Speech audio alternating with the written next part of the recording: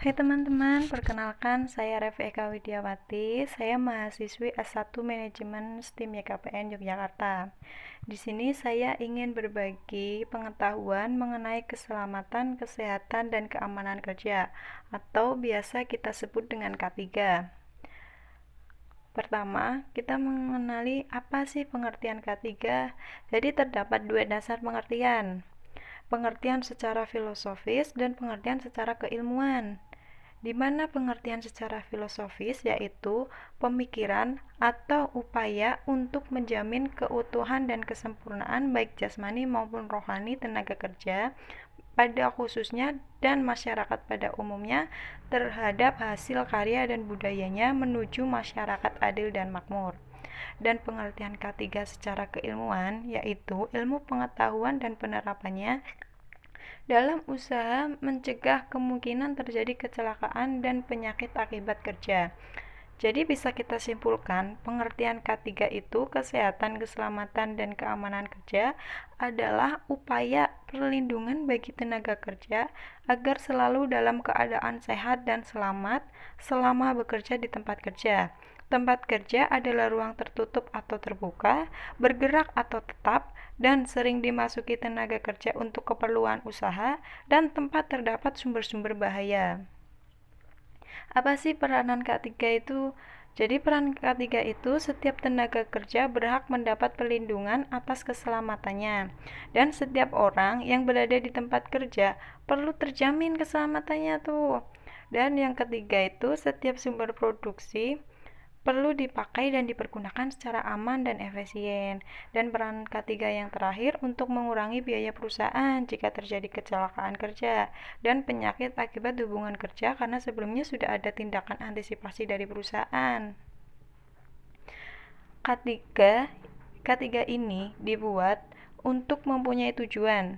Dibuatnya K3 secara tersirat tertera dalam Undang-Undang Nomor 1 Tahun 1970 tentang Keselamatan Kerja dan Undang-Undang Nomor 13 Ketenagakerjaan Pasal 87 Tahun 2003 tepatnya.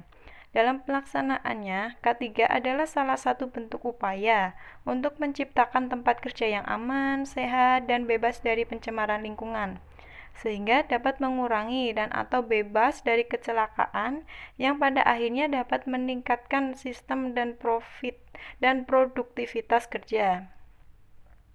Tujuan K3 yang pertama, untuk mencapai derajat kesehatan yang setinggi-tingginya, baik buruh, petani, nelayan, pegawai negeri, maupun pekerja-pekerja bebas. Dan tujuan yang kedua, untuk mencegah dan memberantas penyakit dan kecelakaan-kecelakaan akibat kerja. Perlu memelihara dan meningkatkan kesehatan efisien dan daya produktivitas kerja, serta meningkatkan kegairahan dan kenikmatan kerja. Istilah bahaya dalam K3, ada hazard atau sumber bahaya, yaitu suatu keadaan yang memungkinkan atau dapat menimbulkan kecelakaan, penyakit, kerusakan, atau menghambat kemampuan pekerja yang ada. Yang kedua, danger, yang artinya tingkat bahaya, yaitu peluang bahaya yang sudah tampak atau kondisi bahaya sudah ada tetapi dapat dicegah dengan berbagai tindakan preventif. Kemudian yang ketiga ada risk, yang artinya prediksi tingkat keparahan bila terjadi bahaya dalam siklus tertentu. Yang keempat ada insiden, munculnya kejadian yang bahaya atau kejadian yang tidak diinginkan yang dapat atau telah mengadakan kontak dengan sumber energi yang melebihi ambang batas badan atau struktur. Kemudian yang terakhir ada accident, kejadian bahaya yang disertai adanya korban dan atau kerugian dari manusia atau benda. Selanjutnya, alat pelindungan diri. Ada safety helmet yang berfungsi sebagai pelindung kepala dari benda-benda yang dapat melukai kepala. Safety belt yang berfungsi sebagai alat pengaman ketika menggunakan alat transportasi.